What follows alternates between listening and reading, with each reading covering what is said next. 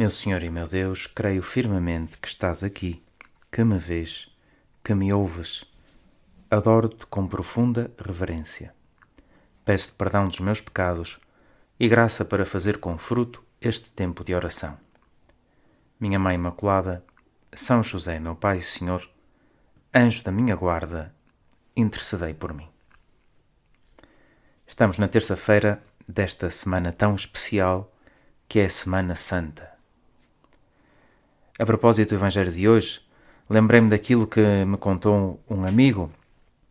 Foi algo que lhe aconteceu em Roma. Roma, o coração da Igreja, local onde se vive a Semana Santa com grande intensidade.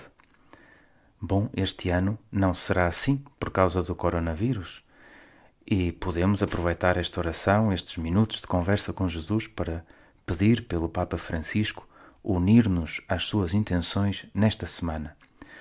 Mas aquilo que aconteceu a este amigo foi algo com uma certa graça. Ele foi convidado para ser, com outras pessoas, tradutor num evento importante no Vaticano. Juntamente com os outros tradutores, quando chegou o primeiro dia onde ia acontecer aquele evento, ele apresentou-se, chegaram de carro até à cancela onde estava à espera deles um guarda suíço. Um guarda suíço é sempre alguém que impõe respeito. Para já, é alguém muito apetecível para tirar uma selfie com aquelas roupas todas bonitas e com aquelas armaduras, etc. Mas impõe um certo respeito.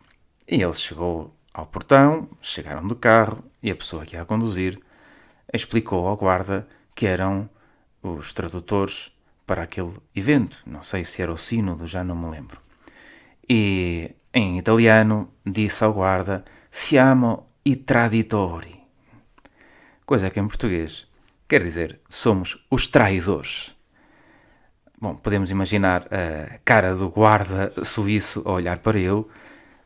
Contou-me este amigo que perdeu a compostura e começou a rir desalmadamente, porque tem uma certa graça chegar um tradutor, enganar-se naquilo que está a dizer na língua, ainda por cima dizer que é um traidor. Em Itália há um provérbio muito famoso que é precisamente esse: tradutori, traditori. Os tradutores são sempre algo de traidores, quer dizer, no sentido em que uma tradução não corresponde nunca exatamente ao sentido original da frase. Bom, é verdade, mas também não era preciso dizerem logo isso antes de começarem a traduzir o que quer que fosse. De maneira que depois lá entraram pela cancela, lá o guarda suíço lhes abriu a cancela, eles lá entraram para o sítio onde tinham de ir e traduziram o que tinham que traduzir e parece que correu tudo mais ou menos bem. Acho que não foram muito traidores naquele caso. Ora, os tradutores são muito necessários.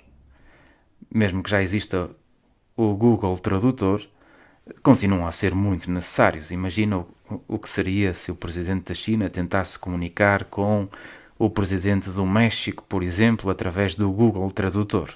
Teríamos com certeza um incidente diplomático, pois são mesmo necessários os tradutores. Não só para as negociações, mas para conseguir que uma mensagem passe, para conseguir que uma mensagem chegue aos quatro cantos da terra.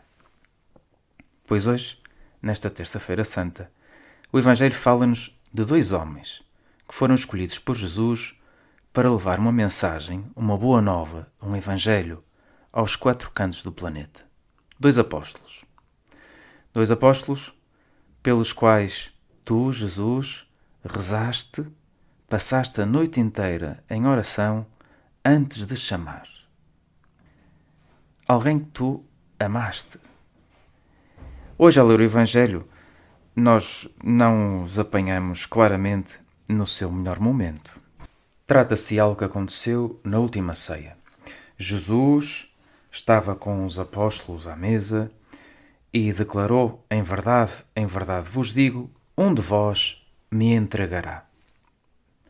Ficou toda a gente perturbada, como é evidente, e Jesus depois revelou quem é que havia de o entregar. Não revelou assim abertamente, mas Judas percebeu que Jesus estava a referir a ele, que Jesus sabia que ele era o traidor. E depois Judas saiu da última ceia e Jesus abriu o seu coração aos outros apóstolos. Começou a falar-lhes daquilo que estava prestes a acontecer, do modo como ia dar a sua vida por nós e como depois iria ser glorificado.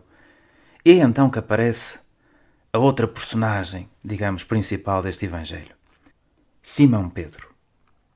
Quando Jesus diz, haveis de procurar-me, mas não podeis ir para onde eu vou, Pedro não aguenta e diz, Senhor, eu seguir-te-ei sempre. Se for preciso, darei a vida por ti. E então que Jesus lhe anuncia, darás a vida por mim? Em verdade te digo, não cantará o galo sem que me tenhas negado 3 vezes. Realmente bem sabemos que foi isso que aconteceu.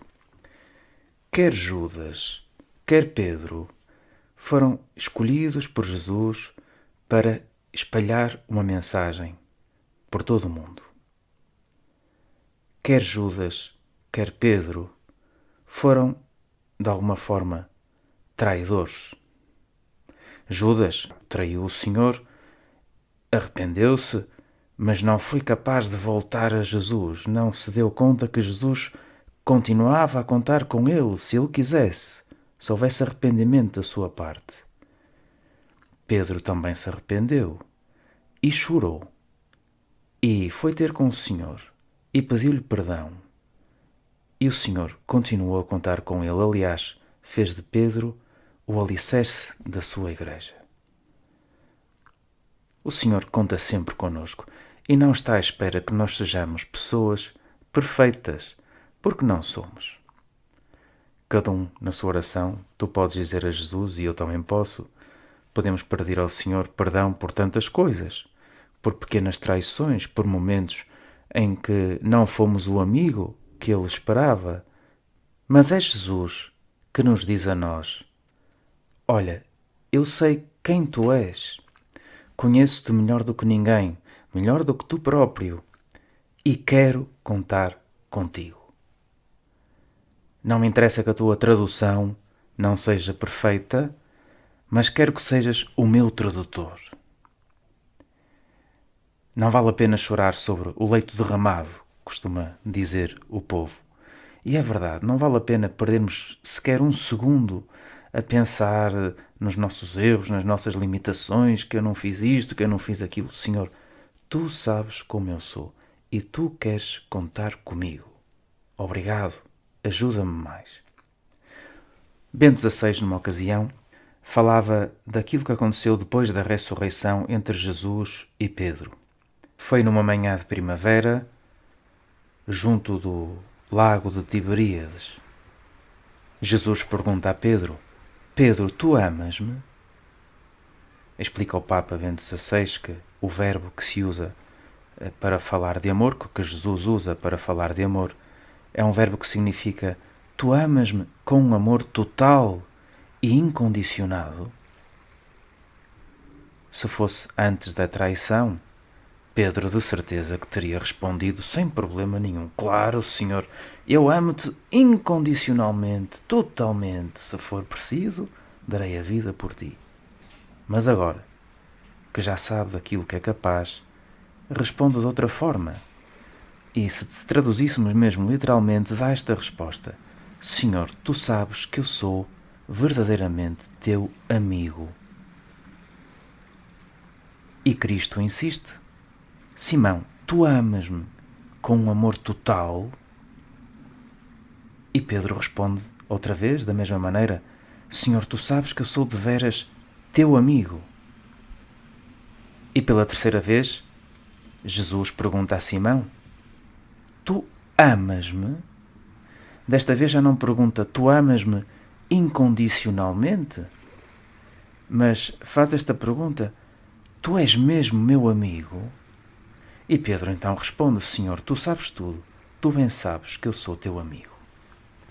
Bento XVI comenta, é caso para dizer que Jesus adaptou-se a Pedro e não Pedro a Jesus. E é precisamente esta adaptação divina que dá esperança ao discípulo que conheceu o sofrimento da infidelidade. Que bom és, Senhor, que te adaptas a mim, que queres contar comigo, apesar das minhas pequenas infidelidades e traições que agora faço o propósito de não voltar a cometer. Com a tua ajuda, Senhor, e com a ajuda da nossa mãe, Maria, serei um tradutor. Ajudarei a que a tua mensagem chegue a outras pessoas. Dou-te graças, meu Deus, pelos bons propósitos, afetos e inspirações que me comunicaste nesta meditação. Peço-te ajuda para os pôr em prática. Minha Mãe Imaculada, São José, meu Pai e Senhor, anjo da minha guarda, intercedei por mim.